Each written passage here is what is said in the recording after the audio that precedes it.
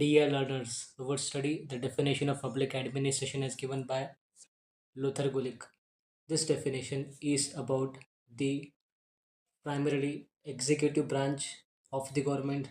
It specifically deals with the government functions, wherein it acknowledges the relevance with the legislative and the judicial functions, wherein Gulick sees the public administration not as a standalone discipline but as a subset of the broader science of administration.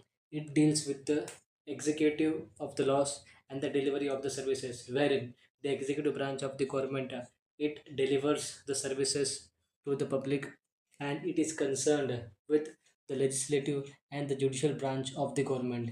It is a practical and functional aspect of the administration. It has interconnectedness with the three branches of the government, and it also laid the foundation for the another concepts. The public administration, as per Luther Gulick, it is about the part of a science of administration, wherein the Luther Gulick says that public administration is not a standalone activity, it is a specialized branch of the broader science of administration. It specifically deals with the government functions, which has a primary focus on the executive branch. It acknowledges the relevance of the legislative and the judicial branches of the government, which has to do with the government and is concerned itself primarily with the executive branch. It is a part of the science of administration.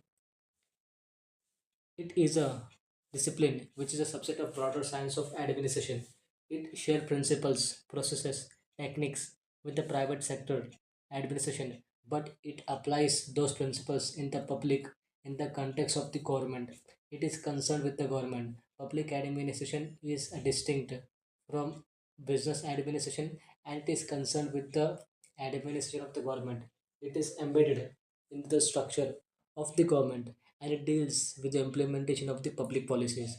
Those public policies which are determined, which are decided by the legislative bodies, wherein they enact those policies with respect to a law, and that executive branch must implement. Therefore, it is concerned with the implementation of the public policy. It has a concern primarily with the executive branch, where the work of the government is done where the work of the government is done, wherein it is primarily concerned with the executive branch because of the execution of law and the delivery of the services to the public in general. It includes all the ministries, all the departments, all the concerned agencies, and the total administrative machinery involved are the primary focus of executive branch, wherein the work of the government is done, though there is obviously problem in connection with the legislative and the judicial branches. While the focus is on the executive branch, Luther Gulick admits that public administration is not entirely isolated, but it works in combination with the legislative branch, which enacts the laws for the executive branch to implement them on the ground and deliver the services to the public, which is the subject of the public administration. Public administration has a focus on the executive, but it is connected with the judicial branch, which those judicial branch review the administrative actions and ensures the legality of the work done, wherein the definition emphasizes about the practical and the functional aspect of the administration in the government. There is a centrality of the executive in the governance, which also notes the interconnectedness of all the three branches of the government. This definition of Gulick it laid the foundation for the concept of planning in advances, organizing, organizing all the resources which is available with the branches of the government, human resource, material resource, the staffing, how the human resources, the employees are